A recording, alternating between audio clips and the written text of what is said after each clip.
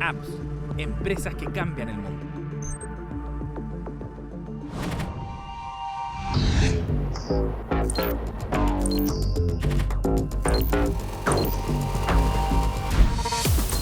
No son muchas las políticas públicas en las que Chile se haya convertido en un referente a nivel mundial, pero las hay, y Startup Chile es una de ellas. Los esfuerzos de la Corfo por llevar financiamiento en etapas tempranas de los emprendimientos alcanzaron otro nivel con este programa, que luego con el tiempo se transformó derechamente en un pilar para la construcción del ecosistema emprendedor en nuestro país.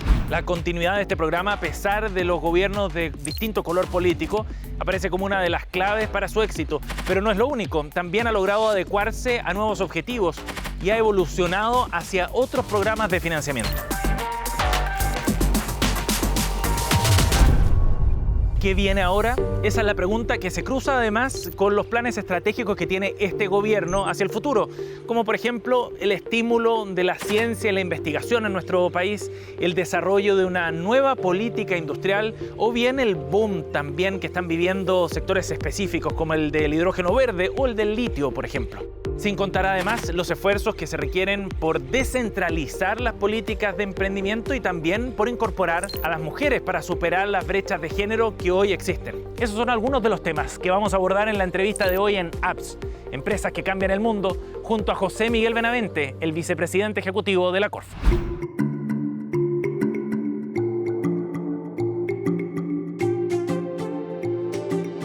José Miguel, gracias por acompañarnos aquí en Apps en CNN Chile.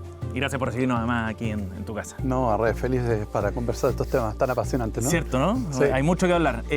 José Miguel, quiero partir con una anécdota, ¿ya? Recordando un episodio, preparando la entrevista, yo me acordaba de una entrevista que tuvimos cuando yo era un joven reportero ahí en CNN, hace unos 13 años, debe haber sido 2010, 2011, cuando se lanza Startup Chile. Sí.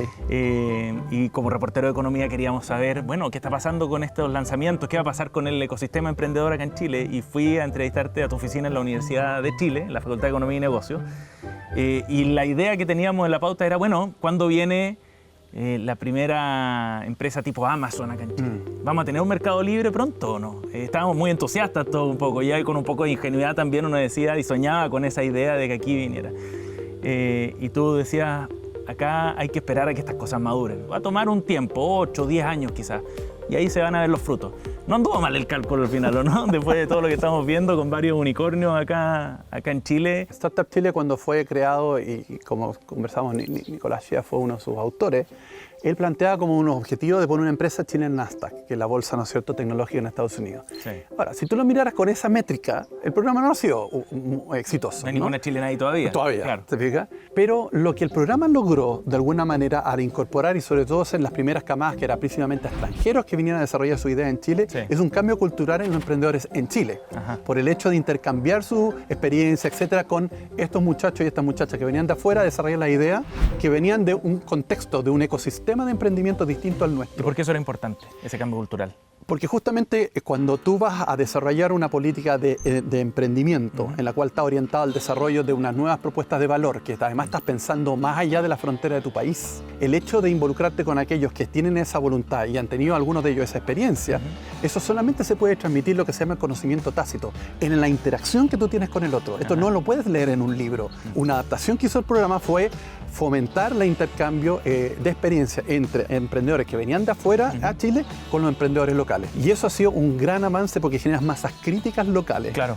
O sea, no tenemos ninguna empresa en Nasdaq, pero da lo mismo eso porque al final se cumplieron otros objetivos y ha sido exitoso el programa. De todas maneras. Y eso es una parte de la historia. Entonces tú tienes, por ejemplo, los emprendedores con su idea. Claro. Nosotros como Corfo ahora lo que hemos es lanzado un programa porque está la parte de financiamiento. Que estas empresas están buscando en sus primeras rondas generalmente financiamiento afuera.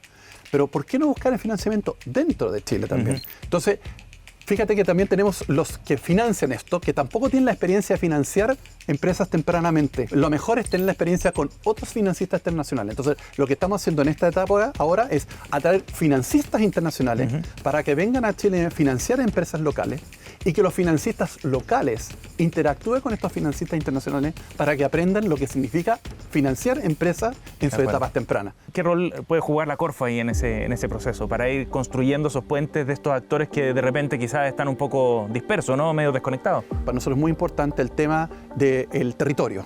Hoy día está muy concentrado el programa en Santiago, ¿no es cierto? Muchos de estos emprendimientos son de ciertas zonas geográficas, incluso de Santiago. Pero las ideas, de alguna manera, y tenemos evidencia de esto, están por doquier.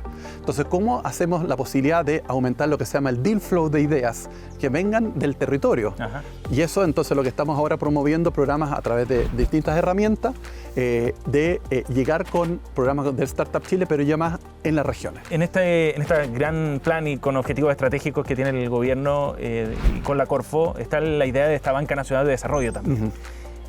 ¿Cuál es el objetivo de esa banca nacional? Y, de nuevo, ¿cómo se vincula también con este mundo de emprendimiento y de startups? ¿Tiene algún vínculo? Sí, ¿Es parte de su público objetivo también? Mira, nosotros estamos pensando una cosa que se llama Sistema de Financiamiento para el Desarrollo Productivo. Y en todos los países de desarrollo tienen este financiamiento temprano en el cual tú tienes una idea que es técnicamente viable, que necesitas escalar, ¿no es cierto?, a ponerlo a un tamaño real y necesitas 10 millones de dólares para producirlo. Por ejemplo, un sistema que tiene que ver con fundición de cobre nueva que sea carbono neutral, y esos 10 millones de dólares no te lo... un subsidio público no se justifica regalar 10 millones, ¿no? Pero una banca que te preste para eso. Pero obviamente que es distinta a la banca tradicional porque incluso por restricciones no pueden. ¿Es una que corre más riesgo entonces la Banca Nacional de Desarrollo? Exactamente, corre más riesgo, pero tienes capacidad técnica de evaluación dentro del banco. En términos de estructura e institución, funciona como un banco, con esa capacidad, con los ejecutivos y la atención y tiene análisis, y tiene 3 análisis, no solamente de riesgo, tiene análisis tecnológico y análisis comercial, los 3. Y los 3 grupos te tienen que levantar el dedo para decir, ya, este proyecto pasa. Perfecto. Okay. Ahora, a tu punto, ¿cómo entra startup? Hay otra parte del sistema de financiamiento para el desarrollo que tiene que ver, por ejemplo, con sistema de fondos, que en Chile todavía no tenemos. Tenemos fondos, ¿no es cierto?, de capital de riesgo que la Corfo impulsó hace muchos años y ahora son fondos de fondos. En el fondo en el cual esto te presta, el Estado pone en el fondo, junto con los privados, para financiar etapas tempranas o estos mismos extranjeros que te decía que pueden financiar estos proyectos, pero que están orientados, por ejemplo, algunos de ellos asociados a estos desarrollos nuevos, por ejemplo, en hidrógeno verde u otros sectores parecidos. ¿Te fijas? Todo esto de alguna manera da cuenta de temas que nos faltan, piezas que nos faltan en el ecosistema, que da un grado más de sofisticación del mecanismo del sistema, de lo que se llama el ecosistema en general. Hablábamos de muchas empresas de startups enfocadas a servicios, TIC, ¿no? Sí. ¿Cómo podemos fomentar que entren más de base científico-tecnológica, por ejemplo? Hay 2 restricciones al respecto en eso. Uno, el tema del financiamiento. Esos proyectos son mucho más caros, porque necesitas infraestructura, necesitas laboratorio y necesitas más tiempo. En un año tú no puedes desarrollar una molécula que está, ¿no es cierto?, en in vitro para terminar haciendo una vacuna. Eso es imposible. ¿Te fijas? Entonces, necesitas laboratorios, necesitas tiempo.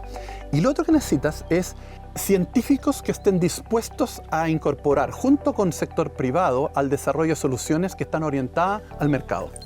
Y esto tiene que ver con un cambio también de qué es lo que tú buscas con un mundo científico. Nuestro mundo científico chileno tradicional está acostumbrado de que el lugar natural es la universidad, el lugar natural en el fondo de hacer clases, hacer investigación y papers. Y eso está bien, pero también no es que sustituyas uno al otro. Te falta un mundo científico que también esté abocado a desarrollo de ideas y potencialmente valor que se transforme en soluciones productivas a través de startups. Y yo creo que la idea de la política pública es generar los mecanismos para que eso surja. Y estamos haciendo el esfuerzo para eso. Y como tú bien contabas de la anécdota, ¿cuánto tiempo nos vamos a ver en esto? En este ámbito, probablemente veremos otros 5, 8, 10 años más. ¿Y cómo sumamos más mujeres dentro de este ecosistema también? Cuando uno empieza a ver los unicornios, no ven muchas mujeres en esas grandes empresas.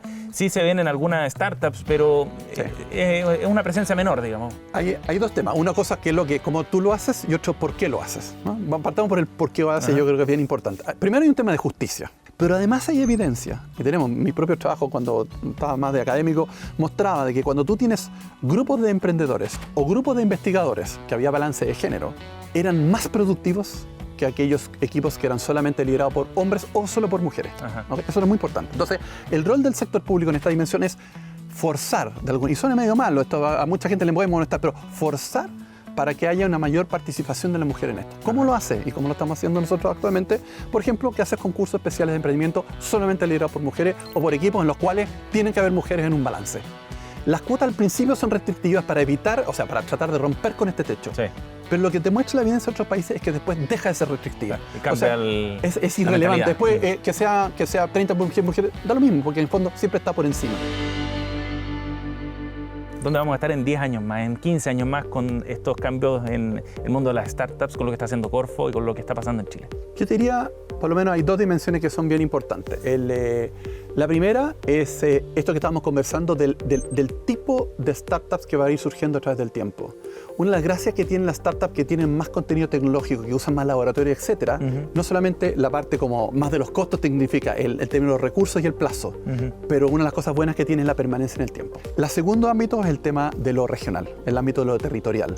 Esa es otra dimensión que hoy día está muy concentrada en Santiago y yo esperaría, y un poco lo que estamos empujando a la agenda, ¿no es cierto? Y esperaría que los gobiernos que sigan, porque esto es una cosa de largo aliento, como tú bien decías, que se mantenga esa agenda buscando porque las oportunidades en el territorio están.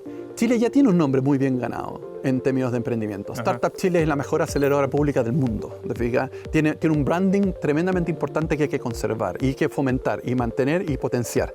Y yo creo que está partiendo de una base muy buena. Y esto no es un trabajo de un gobierno, es un trabajo de los últimos 4 gobiernos, desde el 2010 que lleva este programa hacia adelante. Sí. Y la idea es tratar como de expandirlo. Entonces, ser atractivo, por ejemplo, para otros países que vengan, en tanto de personas que quieren establecerse acá, como de financistas que quieran desarrollar y financiar proyectos locales. De acuerdo. Segundo, uno de los grandes desafíos también está cómo genero valor, pero que quede en Chile.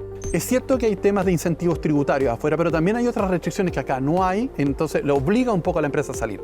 Por ejemplo, el tema de financiamiento. Si tú tienes financiamiento local a través de programas como ScaleX u otro, eso te va a ayudar a generar encadenamientos locales, buscar de alguna manera empleos locales y generar una masa crítica cada vez mayor. Perfecto. Y para que la gente entienda que esto es una alternativa, ¿no es cierto?, para generar valor para tu propio país, que genera empleo, ¿no es cierto?, exportaciones y al final mejora la calidad de vida de todos. Entonces yo creo que eso es un desafío. Nos vamos a demorar, así como los primeros, como la anécdota que contaba, nos vamos a demorar otros 10 años, nos vamos a demorar 10 años, pero sí. Yo creo que lo importante es saber hacia dónde vas, entender que el proceso de política pública se va transformando junto con la evolución del sistema e ir aprendiendo de esto y darle persistencia en el tiempo. Y yo creo que una característica que tiene Chile, que es una gracia a diferencia de otros países, sobre todo latinoamericanos, es la persistencia en el tiempo de muchas de estas políticas públicas y creo que va en beneficio de todos.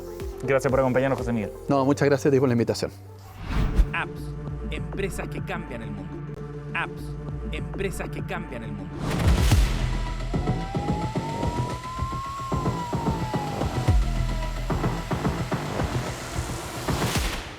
Cuando tenemos una emergencia hay que actuar rápido y eso fue lo que hizo Cura Biotech, que a través de la biotecnología desarrolló 2 kits de testeo para el COVID-19, que fueron muy importantes para ayudar a prevenir y evitar la expansión del virus.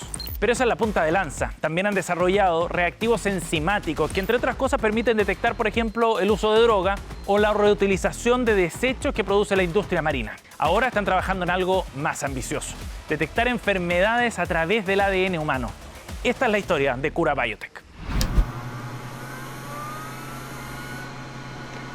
Si el siglo pasado fue la de los procesadores, que fueron cambiando y siguen cambiando nuestra vida, basta con mirar el celular, yo creo que la próxima era va a ser de la biotecnología.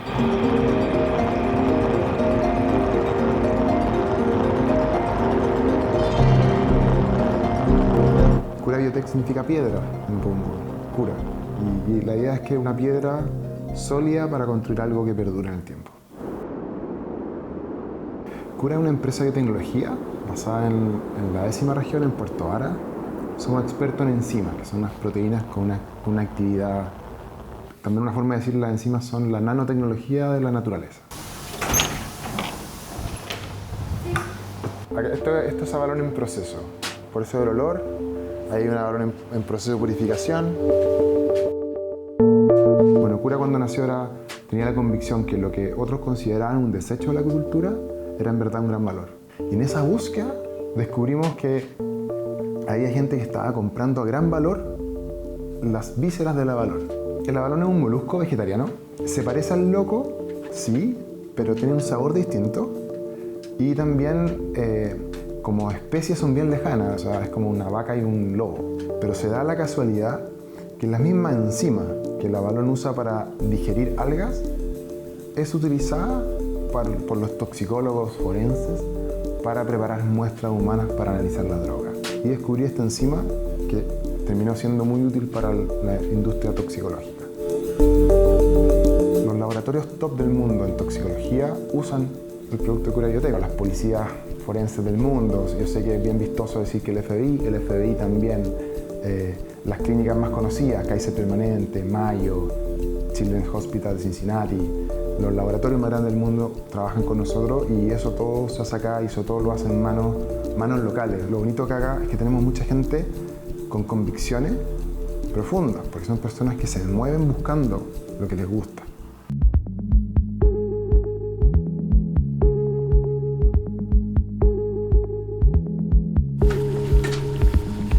Mi nombre es Juan Pablo Toledo, soy oriundo de Puerto Varas, de los poquitos que somos de acá en Cura.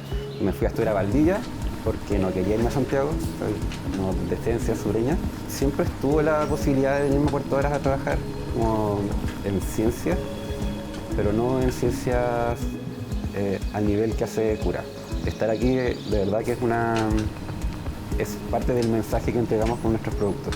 Yo creo que una de las cosas que busca Cura, más allá de innovar y hacer productos que se puedan vender muy bien fuera, es demostrarle a otras empresas que se pueden hacer las cosas distintas. Mi nombre es Eduardo Balaj, mi cargo es CEO de Cura Biotech. Yo creo que lo que hace más distinto a Cura de otras empresas tiene que ver primero como con nuestro compromiso que tenemos de tratar de dar la mano, dar de vuelta la mano a las comunidades, al medio ambiente, a las personas que trabajan en Cura. Y el grado de compromiso que tiene el grupo que está acá con el propósito, yo creo que puede ser bastante mayor o al menos distinto que muchas empresas. Entonces a veces pasa que nosotros nos tiramos a aventuras que puede parecer que no hacen sentido, porque quizás no tenemos el tamaño, los recursos, los contactos, pero a veces si todos creen que no hace sentido, nadie la prueba y el que la prueba la saca. Y un poco eso es parte de lo que a nosotros nos diferencia. Cuando uno quiere moverse, aprender, crecer y desarrollarse, en la medida que uno coloniza un espacio, quiere colonizar el siguiente. Eso pasa con Cura. Cura ya colonizó el espacio de la toxicología y somos fuertes ahí. Pero queremos usar lo aprendido y apalancarnos en eso para llegar a otros mercados, a otras tecnologías. Y eso es lo que hemos estado haciendo. Conocimos la toxicología, nos desarrollamos, hemos sido exitosos hasta el momento ahí, pero queremos potenciar ese éxito hacia otros lados. No el éxito como solamente el monetario, sino que de lograr cosas importantes. Y ese es el camino que estamos hoy día. Actualmente donde nos estamos metiendo es en genética, que es como el gran boom de la medicina de precisión. Entonces, lo que empiezo a buscar yo es qué tipo de necesidades existen en los procesos de genómica que nosotros podamos mejorar. La genómica actualmente se ocupa en todo el mundo y se ocupa para detectar ciertas enfermedades. Muchas veces uno escucha como mandaron a secuenciar mis genes y dentro de esa secuenciación uno puede ver ciertas preexistencias a una enfermedad o incluso si uno tiene un cáncer de cierto estado, podemos saber a través de genómica en qué estado está ese cáncer y cuál sería el mejor tratamiento para poder tratarlo. O incluso como que habilitemos alguna tecnología nueva que actualmente sin enzimas no se puede realizar. Depende de la enzima cuál es el proceso que hace, pero nos sirven como aliados en poder construir o poder detectar algún pedazo de gen que después nos pueda dar información sobre alguna enfermedad o nos pueda dar información para saber cómo tratar esa enfermedad. Lo que hacen es poder detectar, poder unirse a algún pedazo de gen, algún pedazo de ADN para poder detectar genes, amplificar genes o incluso escribir genes. Están habiendo cambios hoy día gigantescos y van a haber cambios más gigantescos. Vamos a llegar a preguntas éticas relevantes de modificaciones de nuestros hijos, qué es lo que hace una enfermedad, la edad, la vejez. ¿Es una enfermedad o no? Son preguntas que la biotecnología está forzándonos a responderla y que probablemente va a cambiar la sociedad.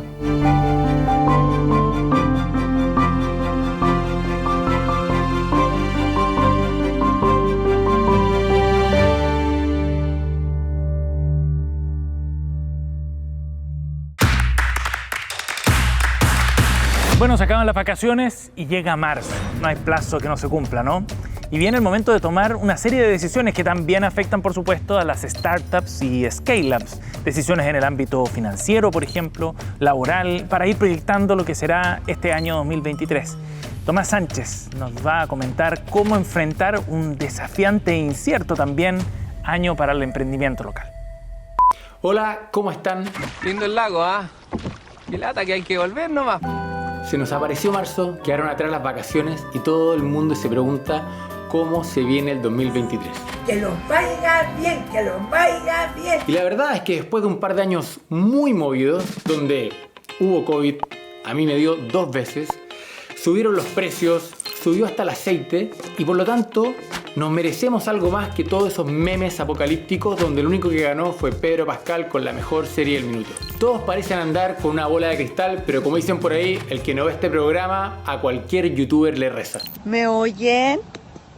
¿Me escuchan? Acá en Europa, por ejemplo, las cosas se están empezando a ver un poco mejor, a pesar de que todo el mundo entiende de que es un equilibrio precario. Todos los países proyectan que van a crecer entre un 1 y un 2%, salvo Alemania, ojo, que es la economía más fuerte de la Unión Europea. Y el tema es que después de muchas ayudas del gobierno, exceso de liquidez, la inflación se fue para arriba, hoy día la empiezan a controlar de la misma manera que ya está controlada la crisis del COVID. Sin embargo, un elemento que no se puede medir como ciertamente riesgo es la guerra con Ucrania, que lo que hace es que genera incertidumbre. ¿Cuál es la diferencia entre riesgo e incertidumbre? ¿Por qué esto nos debería importar a los innovadores y emprendedores? El riesgo de una u otra manera se puede calcular y la incertidumbre no. El riesgo se basa en datos pasados, históricos, en eventos que me permiten proyectar hacia el futuro la probabilidad de que ciertos eventos sucedan o no. Y eso me permite ponerle precio. Como por ejemplo que una empresa quiebre o no, que un país crezca o no. Pero la diferencia es que la incertidumbre tiene que ver con fenómenos que no conozco y que no puedo calcular. Cuando hay incertidumbre, los inversionistas se guardan las lucas, detienen la inversión. Cuando hay más riesgo, simplemente le ponen un precio más alto a sus inversiones y así el mercado se ajusta.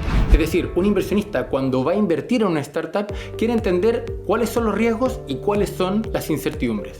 En el lado de los riesgos quiere entender cuál es su tasa de falla de producto, cuál es su tasa de cierre de clientes, cuál es su tasa de abandono de clientes. Y de esa manera es capaz de proyectar en el futuro si es que esto mejora o esto empeora. Por otro lado, cuando estamos hablando de incertidumbres, ustedes lo que quieren hacer es despejarlas, resolverlas. Por ejemplo, temas legales, que no hayan dudas al respecto. Temas sobre su acuerdo accionista con sus otros fundadores. O por ejemplo, si es que su producto efectivamente resuelve o no lo que dice resolver. Entonces, para entender, el riesgo no es malo per se. De hecho, es el negocio en el que están los inversionistas. Si el problema es que ellos necesitan medirlo para ponerle precio. Es el mismo problema que tiene todo emprendedor o pyme cuando va a un banco. El banco le cuesta mucho medir el riesgo de la pyme. ¿Por qué? Porque la pyme muchas veces no tiene suficiente data, no tiene un buen historial para poder mostrarle al banco y decirle esto es lo que peso. ¿Bien? Y el banco, como contraparte, le cuesta proyectar en el futuro cómo le va a ir a esa pyme. ¿Bien? Y por eso, frente a esa incertidumbre, es que lo que termina pasando es que le sube el precio, es decir, le sube la tasa de interés. Y eso es simplemente la punta del iceberg cuando queremos entender todas las complejidades del riesgo y otros factores a la hora de resolver los problemas de financiamiento en el mundo de emprendedores, startups y pymes. Y sobre la pregunta inicial de cómo se viene este 2023, la respuesta es: no lo sabemos.